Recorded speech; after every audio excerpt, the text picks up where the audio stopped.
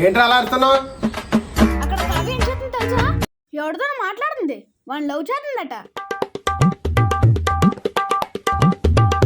నీలాంటి వాళ్ళు వాళ్ళేరా లవర్స్ విడిపోతున్నారు.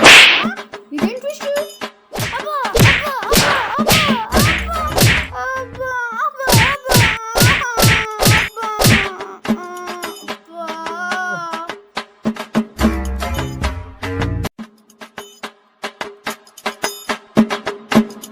ఏంట్రా లోపలికి అంత సైకిల్లో బయటకు